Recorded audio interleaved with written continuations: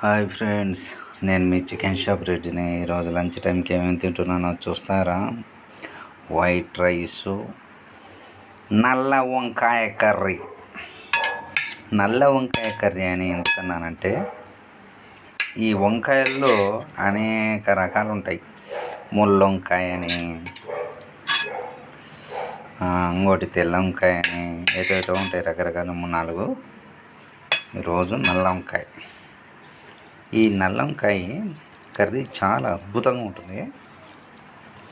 చూడండి, చూడడానికి మంచి స్పైసీ లేదు అలా. ఆహా, నోరు ఊరుతుంది కదా. తిన్నారా మీరు? తింటే ఏం కూర, ఏం తిన్నారో కామెంట్ పెట్టండి. రైట్, టేస్ట్ ఎలా ఉందో చూద్దామా? ఆహాహా,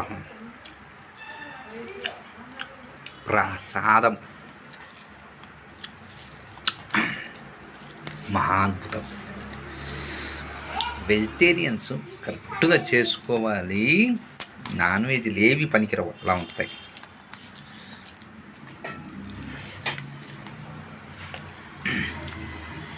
కొంతమంది ఏంటంటే కూరల్లో నూనె ఎక్కువ వాడకూడదు అని అంటారు. కొన్ని కూరలకి ఆయిల్ మంచిగా వాడాలి. ఇది అలా వాడినందుకే టేస్ట్ బాగుంది.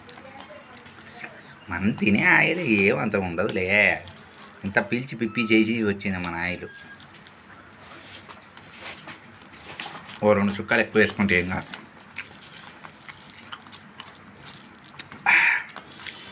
అట్లా అని చెప్పి ఏవి వేసుకోమాకండి. కొన్ని కూరలకి నూనె ఎక్కువ వేస్తే ఉన్నది చెడిపోతుంది. మినిమం వాడాలి. మామూలు వేసుకునే దాంట్లో 2 చుక్కలు ఎక్కువ వేసుకుంటే పర్లేదు, కానీ వేసుకోమన్నారు కదా అని చెప్పి గబగబా ఉమ్మరిచ్చారు.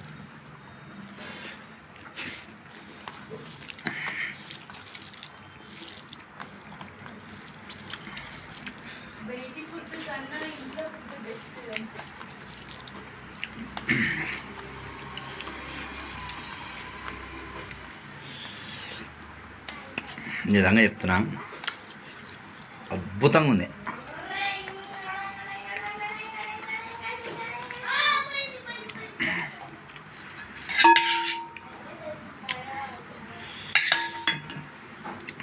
ఫస్ట్ వేసుకున్న కూరనే హెవీగా అనుకున్నా, ఆ కూర సరిపోలే, అంత హెవీగా కలుపుకున్నా వైట్ రైస్లో ఏ కర్రీ అయినా సరే అద్భుతంగా ఉంటుంది. ఒకసారి నల్ల వంకాయ కర్రీ మీరు వండుకొని ట్రై చేసి చూడండి. Okay, bye.